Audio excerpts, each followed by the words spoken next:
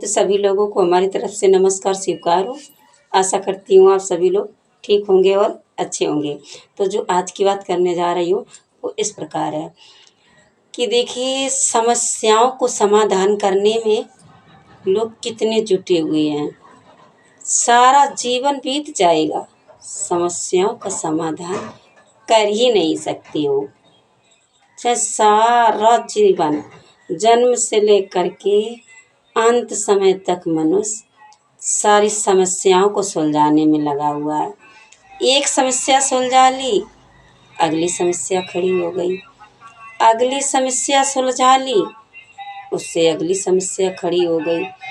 हमें लगता है कि हम समस्याओं को सुलझा लेंगे, पर कभी नहीं सुलझती हैं। ठीक है, समस्याओं को भी सुलझाओ। हम ये नहीं कहती हूँ कि समस्याओं को सुलझाना बंद कर दो। संसार में हो तो संसार की तरह से रहना होगा, पर एक और चीज़ है, उस समस्या को आप कब सुलझाना चाहते हो, उसको पूरा कब करना चाहते हो। वो समस्या क्या है? वो समस्या तुम्हारी स्वयं की है।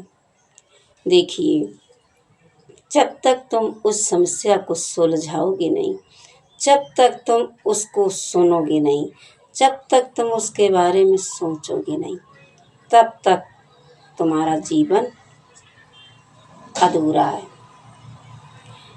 देखिए, जब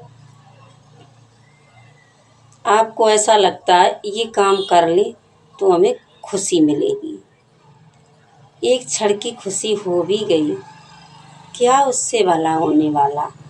हमारा जीवन खुशी में बीते। हमारा हृदय तो ये चाहता है हम हर पल खुशी में रहें, हर क्षण खुशी में रहें, क्योंकि दुखी में रहना हमारी प्रवृत्ति में नहीं है। दुख से प्रेम करना हमारी प्रवृत्ति में नहीं है। हम दुख से प्रेम नहीं कर सकते हैं, हम सुख से प्रेम करना चाहते हैं। तो हमारी प्रवृत्ति में यही है कि सुख कुशल मंगल में जीवन बीते। तो देखिए, संसार के में ऐसा लगता रहता है कि ये काम हो जाए तो हम सुखी हो जाएंगे, पर कुछ देर के सुखी होंगे। अंदर से देखा जाए तो हम दुखी हैं, एक हताशा महसूस करते हैं। आखिर क्यों? ये हमारे अंदर हताशा आती कहाँ से है? आती तो हमारे अंदर ही से है हताशा।